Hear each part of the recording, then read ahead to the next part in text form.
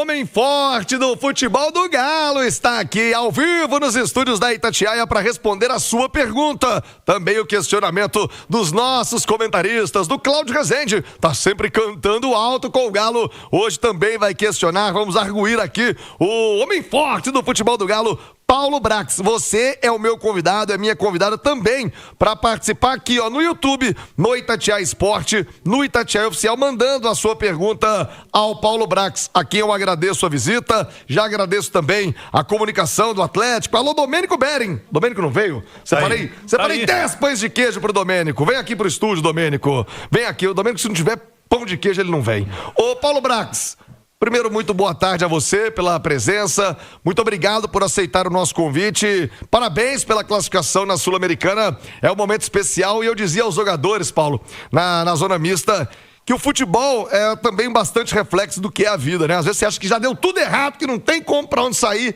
e vem um resultado importante, vem uma vitória com uma classificação, uma vitória contundente, expressiva contra o bom adversário do Del Valle, e o Galo agora já projetando um final de ano muito melhor e tendo a possibilidade real de ter também um 2026 bem melhor. Boa tarde, Brax. Boa tarde, Thiago. Boa tarde a todos os ouvintes e a todos da Itatiaia. É um prazer estar aqui. É a primeira vez que eu estou vindo aqui esse ano. Então... Não tinha pão de queijo das outras vezes, então? Não. Tem que ter pão de queijo. Eu falo, se tem pão de queijo, o convidado vem. Eu vim aqui já tem mais de um ano, mas à frente do Atlético é a primeira vez. Não fique tanto tempo, a gente sente sua falta, viu? A agenda fica atribulada, né, Thiago? O compromisso com o Atlético é um compromisso de 24 horas, de 7 dias na semana. E a gente está muito focado em fazer as coisas darem certo nessa temporada. E como todo clube grande, altos e baixos durante a temporada, mas o que importa é como vai terminar a temporada. E a gente está trabalhando muito para ter uma temporada fechada de forma muito positiva. Isso passa muito, óbvio, pela final da Copa Sul-Americana. Aliás, a primeira pergunta é que eu não aguento mais, viu? Ô, gente, eu não tenho passagem, eu não tenho agência de turismo, eu não tenho ônibus para levar ninguém para o Paraguai. Eu não tenho. Mas eu tenho informação, né? Então a gente tenta buscar a informação, que eu não aguento. O Glauco Abreu tá aqui. Thiago, vai ter avião fretado? Eu não sei, filho. Eu não tenho agência. Não tenho agência. Vou perguntar ao Paulo Brax. Primeiro, o estádio da final da Copa Sul-Americana já foi definido, Paulo Brax? Já se sabe onde? Que é incrível, né? Estamos há um mês, menos de um mês da final, e até então não se sabia onde seria a final, que já foi alterada. Era para Bolívia, passou para o Paraguai. Brax, já se sabe, a Conmebol já comunicou ao Atlético onde será a decisão, em qual estádio o Atlético vai enfrentar ou Lanús ou Universidade do Chile? Já, Defensores del Chaco, já está confirmado, é o estádio que a Conmebol já nos oficializou. E eles estavam aguardando o apelo da final para divulgar o estádio, se seria na opção A ou opção B. E em face da nossa classificação, eles definiram o Defensores del Chaco. Estamos aguardando hoje, 7 da noite, qual que será o nosso adversário. O que mudaria seria a presença da Universidade do Chile, que não pode ter torcida, né? E eles vão conseguir fazer isso, porque não pode ter torcida visitante. Mas a final é única, então abre-se venda para todo mundo. O Atlético já se preocupou com isso? Ou é um problema da Conmebol? É uma decisão da Conmebol, independente de estádio. A gente vai mobilizar demais para dia 22 trazer esse caneco para casa. E é uma memória que nós temos de 2013, né? Foi um estádio que a gente jogou lá a final, o primeiro jogo da final, que nós batemos campeões da Libertadores aqui no Mineirão. Ô, Thiago, na verdade, se o Del Valle fosse para a final, que seria um estádio menor, porque é um apelo pequeno, né? De torcida. Deu pra ver aqui, inclusive... Né? Isso que vocês estão falando. Na torcida não posso falar. É a informação, né? Mas a informação é essa. Mas essa informação agora, que ele já nos traz em primeira mão. Não, agora a confirmação do Defensores del Chaco, porque só ele teria essa confirmação. Ô, João Vitor Xavier, quero a sua primeira pergunta ao Paulo Brax. Vamos falar um pouquinho, né, do que foi a temporada, analisando o que se passou, já projetando também 2026, tendo uma Libertadores, muda completamente o calendário, investimento, tudo que vem pela frente. João Vitor Xavier, sua primeira pergunta ao Paulo Brax, nosso convidado hoje no Rádio Esportes. João. Paulo Brax, obrigado pela oportunidade e sempre muito bem-vindo à Itatiaia. Ô Paulo, foi um ano difícil para o Atlético, com muitas transições, com muitas mudanças. Teve um investimento pesado em alguns jogadores, pelo menos na visão da torcida e da imprensa, não deram certo como o Atlético gostaria. O que o Atlético tira de lição desse ano para a próxima temporada, em especial quanto à formação do elenco? Eu sei que houve um debate grande no Atlético interno esse ano sobre montar um time com jogadores mais experientes ou com jogadores mais jovens com um potencial de futuro maior. O que o Atlético tira desse debate e planeja para o ano que vem? Perfeito, João. Eu acho que como todo ano a gente precisa fazer uma análise do que deu certo, potencializar o que deu certo, e o que deu errado a gente precisa corrigir. Eu acho que o principal é você identificar e agir de forma rápida. Não pode não identificar, então aí seria um erro muito grande, e também não agir em face do que já se percebeu que não deu certo. A gente tem um primeiro semestre muito diferente do segundo semestre até então, até setembro. A gente tem de janeiro a junho uma performance e resultados positivos. O Atlético, de janeiro a junho, além da conquista do hexacampeonato, o Atlético perdeu 4 jogos, né? Foram só 4 partidas perdidas até junho. Então, um aproveitamento muito bom. O brasileiro, a gente teve uma recuperação muito boa. A gente começa mal, depois a gente recupera. E terminamos aí, antes da parada da Copa, com uma sequência muito grande. A gente teve cerca de 16, 18 pontos em 24 pontos na reta final. Passamos vários jogos sem sofrer gols, mais de 20 jogos de 34. E quando a gente volta da parada, João, a análise que a gente faz é que julho a gente começa a perder performance. E aí a gente tem uma perda que ela não é só desportiva. Ela é desportiva, ela é técnica, ela teve um princípio de crise financeira por todas as situações que o clube enfrentou esse ano, que são enfrentamentos de outros anos e que às vezes finaliza num mês, mas começa 6 meses atrás. Então a gente teve um ponto de atenção de um sinal amarelo em julho que virou um sinal vermelho para agosto. E nesse julho e agosto, que é onde a gente entende que houve uma perda, um momento difícil na temporada, que de janeiro a junho não aconteceu, a gente tem 2 classificações muito importantes, que a gente tem a classificação do Flamengo. A gente tira um Flamengo que não perdeu nenhum jogo como mandante no Campeonato Brasileiro. A gente vai lá e ganha do Flamengo no Maracanã. O Flamengo que hoje está na final da Libertadores. Então a gente consegue um feito, que foi eliminar o Flamengo na Copa do Brasil, e a gente consegue passar as barreiras da Sul-Americana, de play-off, e principalmente do Godoy Cruz, que nos leva a umas quartas de final. Isso aconteceu em julho e agosto. Talvez seja o ponto diferente do que foi julho e agosto, que a gente, de 15 jogos, a gente perdeu 8 ou 9. Então foi uma performance muito ruim. E a gente ligou esse alerta, e quando a gente tem a derrota no Clássico, aquela derrota de 2-0, a gente decide, é o que eu falei na resposta anterior do Thiago, a gente tinha identificado e a gente resolve agir. A gente age com uma troca de comissão técnica, e essa troca muda a nossa rota de setembro até agora no final do ano. O elenco já estava formado, a janela já estava fechada, a gente fez praticamente, eu participei ativamente de uma janela inteira e parte da primeira janela.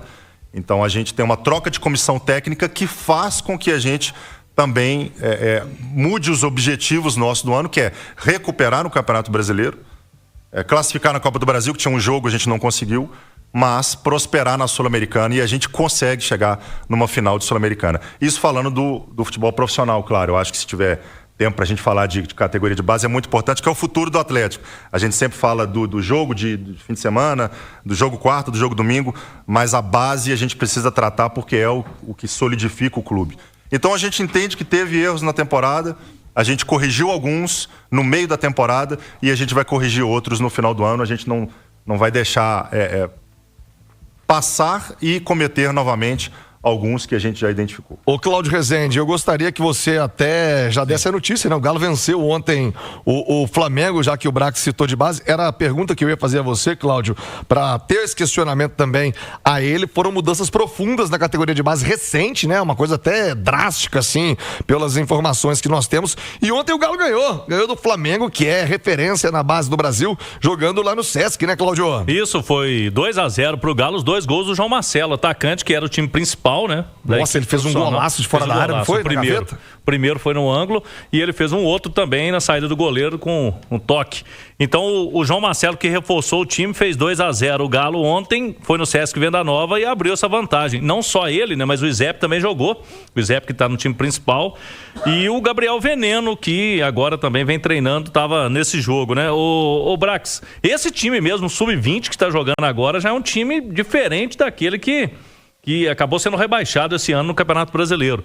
E essa geração 17 que a gente tem que destacar, né? Campeão brasileiro com aquela virada espetacular. O que a gente pode falar, você que está acompanhando todo o jogo de perto, aí, principalmente do 20 e do 17, com essas mudanças recentes aí nessa base do Galo? Sem dúvida, Cláudio. Eu acompanho de perto, é a minha função. Além de gostar muito, é a minha função. E tanto o Sub-17 quanto o Sub-20 estão tendo uma atenção muito grande de toda a gestão. O jogo de ontem era um jogo que a gente fez um movimento de descida desses dois jogadores. Eu falo dos dois jogadores porque os dois estão no elenco profissional, tanto o Izep quanto o João Marcelo. O Gabriel Veneno, bem como o Alisson Mosquito e o Vitão, são jogadores que estão em transição e outros irão aparecer até o final do ano, mas não são ainda do elenco profissional. E a gente entendeu que era um momento de dar uma minutagem para esses atletas, até a pedido da comissão técnica, sobretudo o João Marcelo, que está treinando em alta, que está completamente integrado, mas que não está tendo oportunidade como os outros jogadores ali da posição, até por uma contingência que a gente tem. E aí a gente entra também na análise de elenco, né? Porque tem treinador que fala que o elenco é curto, tem treinador que fala que o elenco é grande, e a gente tem que conviver com esse mesmo número de jogadores. É uma análise que parte da comissão técnica, e hoje o São Paulo ainda não conseguiu dar essa oportunidade para o João Marcelo. E ele queria ver o João Marcelo em jogo, porque ele vê o João Marcelo em treino. E ontem ele deu uma resposta muito boa, isso foi conversado com ele. Ele é um garoto muito trabalhador, ele tem idade de Sub-20, tal como o Ivan Roman, então a gente tem que lembrar que isso também é um trabalho para ativos do Atlético, um trabalho de futuro. E o Sub-20 de ontem, Cláudio, do time titular, a gente tinha praticamente 2 jogadores que estavam no elenco desde o início do ano. 2, o restante foi uma reformulação muito grande que a gente fez. Dentro do elenco do Sub-20 foi uma reformulação de quase 70%, 75%. Que também não vai dar resultado imediato. A gente ganhou o jogo ontem, mas não é um resultado imediato. E a gente tem jogadores com potencial para daqui a pouco aparecer no time principal. A gente tem uma grata surpresa eu falo pela adaptação do Cissé, que hoje está jogando de volante, que é um jogador de Guiné, que a gente trouxe lá da Nigéria, estava jogando na Nigéria, mas é um atleta com muito potencial para daqui a pouco aparecer no time principal. O Luiz Gustavo, que a gente trouxe do Sport Lisboa de Portugal, lateral direito, o Vargas, Paraguai, lateral esquerdo. Jogadores, o Murilo, extrema, que estava no Audax. Então, a gente trabalha para que isso possa servir ao profissional num prazo curto. Sobre a pergunta do Thiago de reformulação na base, a gente entendeu necessário, Thiago, assim que a gente chegou numa análise para trás e de presente, e a gente fez uma reformulação realmente impactante, grande, que entendemos que o momento era essencial de se fazer. A gente está colhendo frutos aí no Sub-17, porque somos campeões brasileiros. E não só campeão brasileiro, mas a geração é muito boa, a 08 e a 09, que a gente tinha destacado. E vamos trabalhar muito para o Sub-20 também recuperar no que vem e recuperar agora também na Copa do Brasil. E já que você falou do Sub-17, atenção, hein? A Itatiaia vai transmitir no sábado no YouTube, com imagens do jogo para você, vai transmitir no rádio também. E no YouTube, o clássico entre Atlético e Cruzeiro. Informação de agora do nosso Michel Ângelo, a partir das 10h45 da manhã. Vale o título mineiro Sub-17, hein? Vale título mineiro Sub-17. Afinal de contas, é a última rodada do octagonal final e os dois times têm a mesma pontuação, Atlético e Cruzeiro, com 18 pontos. Então, no sábado, olha aí que informação importante, 10h45 da manhã, no YouTube. Importante, você vai assistir e eu vou poder assistir de casa, então eu acabei de saber que eu tô de folga, né, Thiago? Acabei de ser informado que não vai ter o Rádio Esportes, então eu vou poder assistir em casa com aquele latão. Não tem latão não, porque depois tô no jogo do Cruzeiro, na transmissão. Ô Alexandre Simões, vamos com o seu questionamento para depois fazermos o intervalo e vou trazer questionamentos já importantes aqui de muitos torcedores ao Paulo Brax na Itatiaia daqui a pouquinho no Rádio Esportes, Alexandre. Ô Paulo, boa tarde, bem-vindo à Itatiaia. Olha só, o Galo classificado à decisão da Sul-Americana joga dia 22 no Paraguai. O Flamengo ontem se classificou para a decisão da Libertadores, joga dia 29 em Lima. E o Palmeiras hoje tem a chance de se classificar e também jogaria em Lima dia 29, mas o Palmeiras até que interfere menos. Acaba que isso deu um nó no calendário da CBF que parecia resolvido, mas está longe de estar resolvido justamente porque o Atlético no dia 22 ou 23 jogaria com o Fortaleza, que ele já não jogou no turno, na Arena MRV. Tem esse jogo pendente. Aí já vai ter esse de 22 ou 23. A gente tem uma data FIFA, o Galo joga num sábado em Assunção e a data FIFA tem como data base o dia 19, uma quarta-feira, um Atlético e Palmeiras. Como o Flamengo joga dia 29 e teria um Atlético e Flamengo, esse jogo vai ter que ser antecipado. Normalmente a CBF coloca os times que vão decidir a Libertadores jogando na terça-feira da final no sábado. Como que está sendo o trabalho seus para que nesse manejo de datas o Atlético não saia prejudicado, até porque ele não tem a situação dele na Série A resolvida. A vaga à Libertadores pela Copa Sul-Americana é uma possibilidade real, porque ele já é finalista, mas tem a Série A do Brasileiro. Qual está sendo o trabalho, qual retorno vocês já têm da CBF em relação a todo esse grande problema de calendário que está criado nesse momento da temporada? Só um detalhe, eu estava ali nos bastidores agora, antes dele entrar no ar, ele estava em contato com a CBF por conta dessas datas, né, Paulo? Isso, exato, Cláudio. Boa tarde, Simões, prazer revê-lo. A gente já trabalhava com essa hipótese, né? A gente tinha que trabalhar com a hipótese de classificar para chegar na final da Sul-Americana, a gente tinha que trabalhar com isso, do planejamento era chegar na final e a gente alcança. E a gente também tinha que trabalhar com a hipótese do Flamengo passar e até do Palmeiras. E do Palmeiras eu até faço um gancho, né, Simões? Como é difícil jogar no Equador, como é difícil jogar em Quito, na altitude. O Cláudio esteve lá com a gente, né? Alguns jogadores sentiram, e a gente nem divulgou isso, mas alguns sentiram mais do que La Paz. Vocês pegaram La Paz e Quito. A gente pegou La Paz e Quito e conseguimos fazer um resultado que para nós trouxe a oportunidade de bater aqui na nossa casa, onde a gente está tendo uma relevância muito grande com o apoio da torcida, como sempre foi na história do Atlético, e conseguir alcançar essa final. Mas é muito difícil jogar lá, e o Palmeiras, que é um grande clube, talvez um grande time entre os melhores aí da América do Sul, perdeu lá de 3-0 e vai ter dificuldade de reverter. A gente parte da premissa de que vamos jogar a final dia 22, a gente vai jogar com Fortaleza no meio da data FIFA, que é dia 12. Esse primeiro jogo seria no dia 12 de novembro. Na Arena MRV. Esse jogo atrasado, jogo lá atrás, na Arena MRV, isso, em casa. A gente joga 22. A gente jogaria entre 22 e 29 com o Flamengo preparando para uma final de Libertadores, que deveria ser ou terça ou quarta-feira. Acredito que a CBF poderia marcar o nosso jogo com Fortaleza para essa data do Flamengo e adiando Red Bull e Fortaleza, que é o jogo que está marcado nesse final de semana, puxando ele para o meio da semana. Então, remanejaria... Aí eu tô ajudando o Júlio Avelar aqui, eu estou conversando com ele hoje de manhã. Remanejaria Red Bull e Fortaleza de 29 para 23 ou 24. A gente joga 23 ou 24 com o Flamengo e joga com Fortaleza 28 ou 29. E aí a gente teria as datas preenchidas para fechar com Red Bull fora e Vasco aqui em casa. Então você está dizendo... Então dia 12...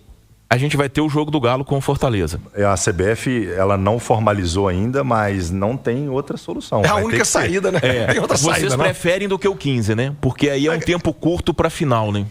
Corre o risco da CBF colocar esse jogo no dia 15, o que para nós seria ruim. Porque a gente tem um jogo 19 com o Palmeiras, a gente vai estar preparando para a final em Assunção. Então pode ser 12 ou 13 ali. Inclusive é um jogo, Simões, que a gente precisa estar lá na final com 2 dias de antecedência. Sim, na quinta-feira. A gente precisa... Então, talvez seja um jogo que ele vai ter até o horário alterado. Não é um jogo também comum de fazer numa quarta-feira à noite. É um jogo diferente. Talvez a gente tenha que ser obrigado a jogar essa partida numa tarde, por exemplo, para poder viajar. Ou na terça. Já que vai ser na data FIFA, terça ou quarta, ou na faz pouca terça-feira, mas aí tem que ver o calendário do Palmeiras. Ele joga sábado, 9h30 da noite, dia 15, com o Santos na Vila Belmiro. É um cobertor, né? Mais curto, né? Mas isso é bom, sabe por quê, Simões? A gente está hoje batendo 63 jogos no ano. O nosso rival jogou mais de 10 jogos a menos. Jogou menos de 10 jogos. 10, 11, 12. Se considerar o time reserva na Sul-Americana, jogou 13 jogos a menos. Isso faz diferença no ano. Quando você tem uma carga de 63 jogos, faz diferença. E vamos dizer assim, o ônus e o bônus de você avançar nas competições, né? É isso, tem o preço. E também a desorganização do campeonato da CBF, né? É uma loucura isso. Essa projeção que vocês fizeram de datas aqui, eu já fui me perdendo. Mas Marquês, jogo domingo, 1h da manhã também, não demora não. João Vitor Xavier, mais uma pergunta ao Paulo Brax, o nosso convidado de hoje aqui no Rádio Esportes. João.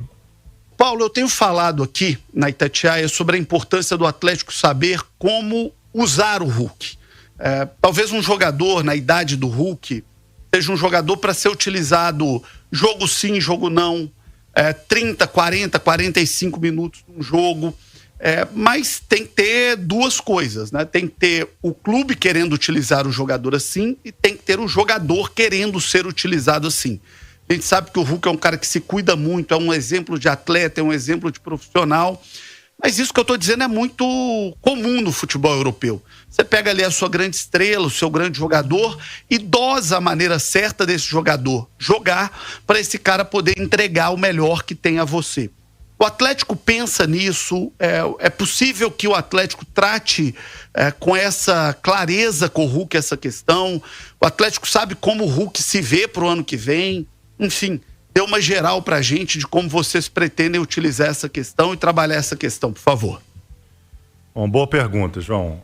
O Hulk, ele, se não for o maior, ele é...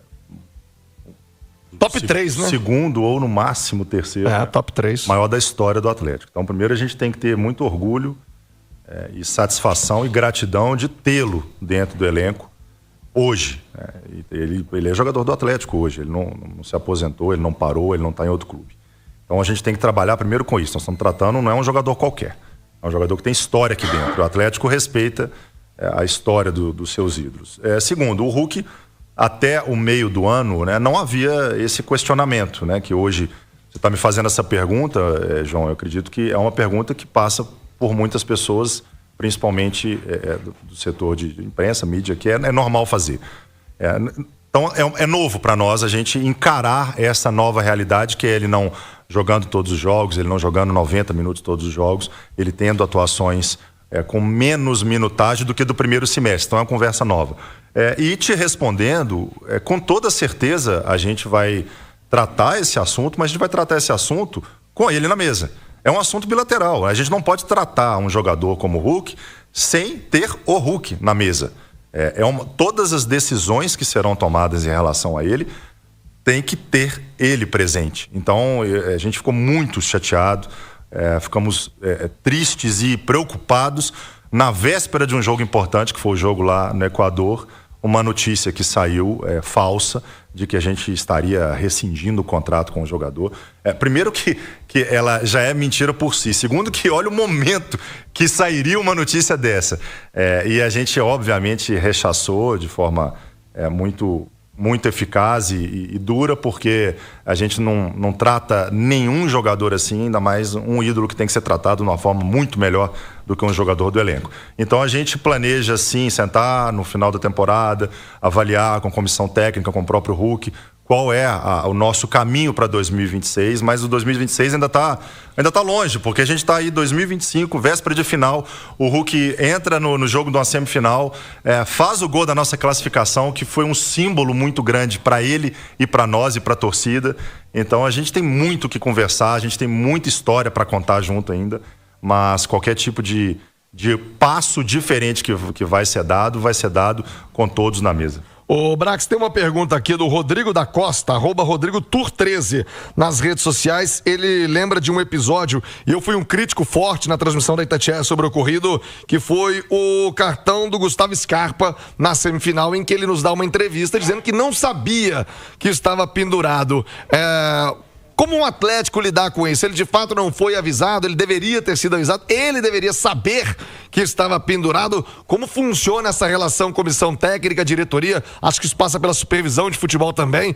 Por que é que o Scarpa não sabia, além do erro dele mesmo, e não sabia que estava pendurado, né? É bom a gente abordar isso, Thiago. O controle de cartões, ele é feito de 3 maneiras no clube. Ele é feito com documento fixado na parede da comissão técnica, um papel lá que tem o controle de cartões de todas as competições.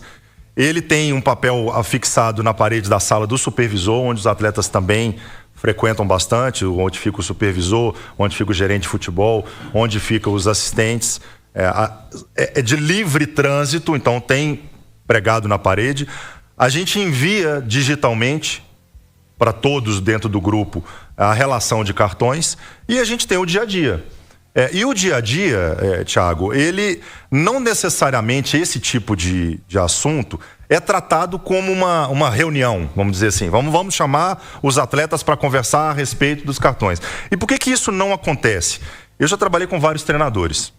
Tem treinador que me proibia de passar controle de cartão para atleta. Poderia intimidar o cara. Perfeito. Ele está com 2 cartões, ele está pensando num outro jogo sem ser o jogo de amanhã, e ele não gostaria que o atleta se preocupasse em não tomar cartão, e talvez um atleta de defesa, um atleta de transição, para poder ficar de fora de um jogo e escolher, entre aspas, a partida. Isso aconteceu muito no Campeonato Brasileiro há alguns anos, dos atletas forçarem o cartão para poder ficar alijado de datas FIFA. E aconteceu esse ano.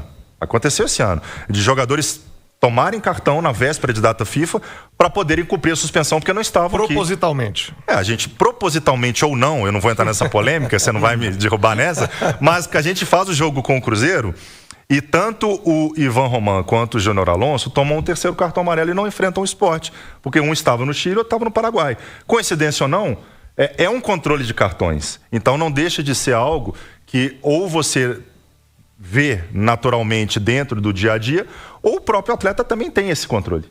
Então, assim, em relação ao Scarpa, eu vi a entrevista dele, ele fala primeiro dele, depois ele fala do clube. Isso. E depois do jogo, ele estava lá com o filhinho dele, né, na semifinal, dentro do vestiário, e eu falei com ele, olha as coisas boas da vida, Scarpa. Imagina se você joga hoje e toma um cartão hoje. Estava fora da final. Então você tá limpo para a final, você vai jogar a final, ele ficou feliz. Ele quer jogar todas, ele joga todas, né? O Scarpa tem mais de 55 jogos no ano. Então isso também faz com que ele não tenha também esse controle, porque ele toma poucos cartões. Esse ano ele está suspenso agora desses 2 jogos, coincidência também, mas é a primeira suspensão dele no ano. Então a gente trata isso com naturalidade, Thiago, mas é bom a gente abordar o tema para saber como que funciona. Cada clube funciona diferente, tá? Eu já trabalhei em clube que o controle de cartões ficava no vestiário. No Atlético não tem.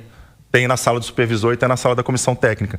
A comissão também tem comissão que gosta de saber, tem comissão que não gosta de saber, tem comissão que gosta de trabalhar de outra maneira. O São Paulo, ele gosta ou não gosta? Ele gosta de trabalhar com esse controle. E a gente também no meio do jogo, isso aconteceu no jogo com o Sport, a gente abre 3-0 em casa e o Vitor Hugo está pendurado. Então a gente tinha já a ausência do Alonso, a ausência do Ivan Roman por convocação de seleção. E no meio do jogo, a gente tem uma correria lá no corredor, não sei se a turma viu, que a gente vai para... eu faço muito isso, eu vou na sala da análise, vou na sala do auxiliar. Onde tem comunicação direta. Por favor, pede pro Vitor Hugo segurar, porque tá 3-0 e ele não pode tomar um cartão porque tem um clássico. E ele toma o cartão. Toma o cartão. Então, assim, até isso, sabe, Thiago, não é um controle que foge um pouco da gente. Claro. Porque a circunstância do jogo... O calor ali também. Será que o Scarpa não faria a falta que ele fez lá no Equador? Será que ela não foi essencial? A dele foi bem boba, né? Acho que o Vitor Hugo não, diferente, mas o do Scarpa... Mas é difícil avaliar isso no campo. Na última Copa do Mundo, ficou muito uma imagem de que o Casemiro não fez uma falta e que o lance resultou no gol da Croácia, porque ele tomaria o cartão que tiraria ele de uma semifinal, uma possível semifinal, com a Argentina na reta final de prorrogação, né? Então, o jogador também, existe os dois lados, né? O cara fica com aquilo no subconsciente e muitas vezes ele prejudica a falta tática e ela faz parte do jogo, em detrimento de não estar suspenso de uma próxima partida. A gente estava preocupado agora no jogo com o Del Valle, o Franco estava com... Tá pendurado. E o Gomes. E né? o Franco tá. Olha você ver, o Gomes também. E ele começou a bater lateral. E a gente lá de cima gritou para que ele não batesse lateral, porque se ele atrasasse 3 segundos e o árbitro achasse que ele estava retardando o início do jogo e desse um cartão para ele por causa de lateral, já perdeu o Franco na final. Então é uma preocupação que a gente tem, mas que ela tem. São várias variáveis, não dá para cravar algo como um manual. Já emenda a sua pergunta, Simões. Ô Brax, a gente tá falando dessa coisa de cartão, do árbitro, 3 segundos.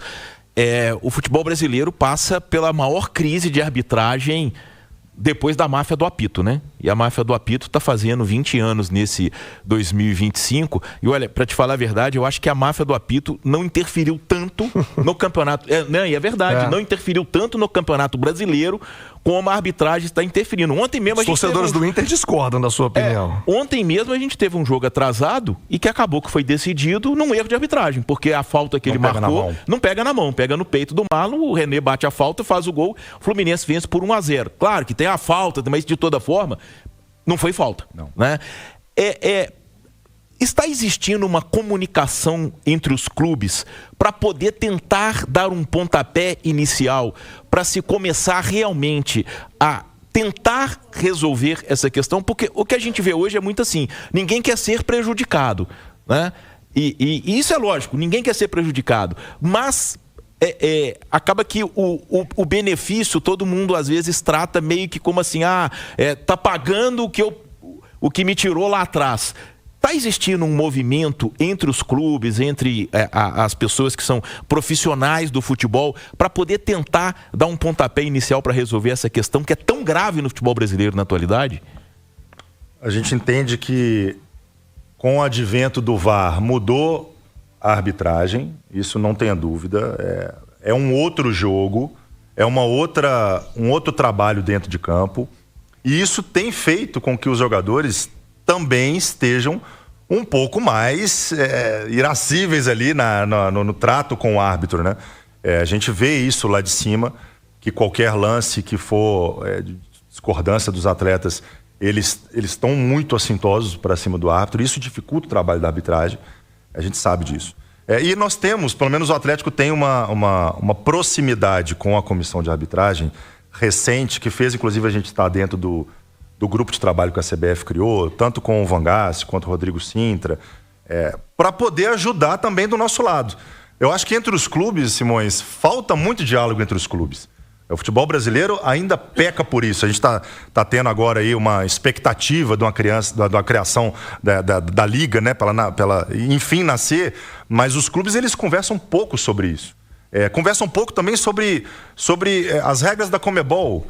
A gente foi proibido de fazer tanta coisa aqui na arena pela Conmebol, não sei se a torcida sabe, até os fogos dentro do estádio, luz, sinalizador. E a gente liga a TV ontem e lá no cilindro teve de tudo. Parecia guerra, né? Teve de tudo. E como é que você justifica que aqui não pode e lá pode? E o Atlético pagou 2 jogos nessa Sul-Americana de portões fechados. Perfeito. Né? Isso teve um prejuízo financeiro para nós muito grande, que a gente teve que jogar com o portão fechado na fase de grupos da Sul-Americana, por conta de punição do ano passado. Por causa de algo parecido com o que a torcida do Racing fez ontem, numa semifinal de Libertadores. Com o River, né? Com o River. Então, assim, os clubes também não são unidos nesse aspecto, não só de arbitragem, quanto também de regramento de campeonato. Mas da nossa parte, a gente tenta sempre dialogar com a CBF, a gente recebe os árbitros, a gente conversa com o presidente da comissão de arbitragem, já estivemos lá mais de uma vez, a gente dá publicidade algumas vezes, Simões, outras não, que eu sei que às vezes aquele cartola antigo, né, ele gostava sempre de, não, mas tem que aparecer que você foi lá.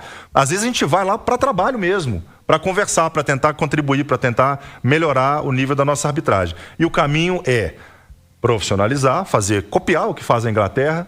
Pega a Federação Inglesa, pega ali a Premier League, faz uma empresa nova, como se fosse uma joint venture, ali os árbitros, classifica os árbitros em primeira, segunda, terceira divisão, eles têm uma remuneração mensal, trabalhando ou não, eles têm um bônus e cobra profissionalismo da parte deles e deles também pra gente. Sonho meu, sonho vai acontecer, meu. Será que nós vamos estar vivos para ver isso, Paulo Brax? Vai sim. Tomara, Paulo Brax.